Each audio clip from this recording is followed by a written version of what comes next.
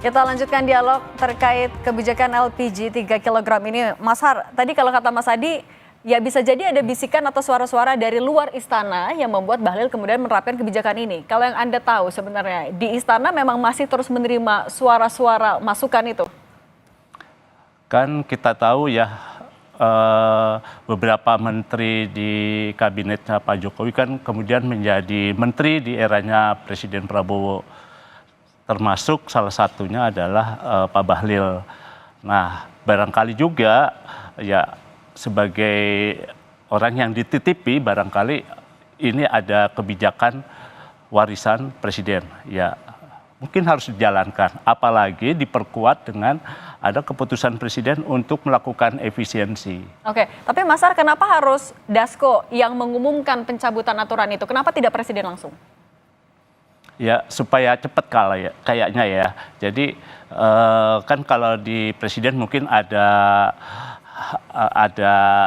birokrasi dan juga ada beberapa hal yang mungkin harus dilakukan, sehingga ya Pak Dasko lah sebagai wakil rakyat yang harus menyampaikan juga kepada rakyat untuk tenang gitu ya, supaya isu kelangkaan tabung LPG ini tidak kebablasan. Oke, kalau Kang Ujang, bagaimana Anda menanggapinya? Boleh singkat saja, apa iya masih ada suara-suara yang masuk ke istana yang menjadikan aturan ini kemudian sempat diberlakukan, tapi kemudian dicabut oleh presiden?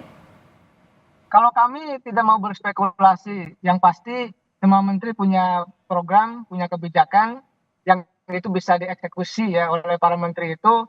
Tentu ada yang bagus gitu, ada yang mungkin dianggap kurang baik.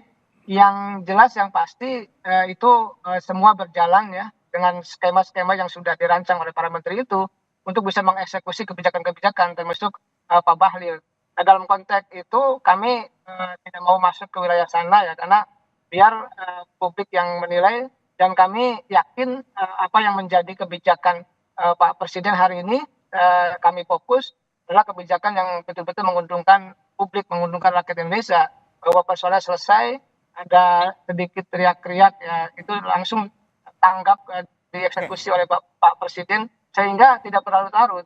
Nah, apa yang terjadi hari ini adalah menjadi cerminan bahwa Pak Presiden adalah sangat clear kebijakannya untuk kepentingan masyarakat Indonesia. Oke, ini jadi sikap dari Presiden. Kalau Mas Adi Anda melihatnya, sebenarnya suara-suara ini masih akan terus mempengaruhi iklim di pemerintahan Prabowo, khususnya untuk terkait LPG? Ya, singkat saja, Mas.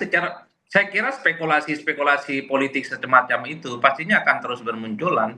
Apalagi beberapa waktu yang lalu misalnya ketika Prabowo Subianto melakukan kunjungan ke luar negeri, ada menteri-menteri yang dinilai sangat dekat dengan Jokowi datang ke Solo gitu ya. Itu yang kemudian terus mencuat betapa ada matahari kembar di kabinet pemerintahan kali ini. Tapi bagi saya apapun itu, satu hal yang secara prinsip terkait dengan kebijakan tabung gas 3 kg. Jangan lagi ada kebijakan-kebijakan yang misalnya kebijakannya itu tidak terlampau komprehensif, itu yang kemudian akan menimbulkan kemarahan dan resistensi. Ini kan dalam waktu yang berdekatan kita mendengarkan bagaimana misalnya soal pagar laut gaib yang ada di Kabupaten Tangerang itu belum selesai, tapi ini juga ditambah dengan persoalan-persoalan yang terkait dengan tabung gas ya. Itu artinya apa? Hal-hal yang sifatnya baik yang diinginkan oleh pemerintah terkait dengan efisiensi misalnya, supaya anggaran terhadap negara kita ini bisa dialokasikan untuk program-program strategis. Tapi jangan sampai model komunikasinya yang sampai itu justru menimbulkan prahara dan kegaduhan.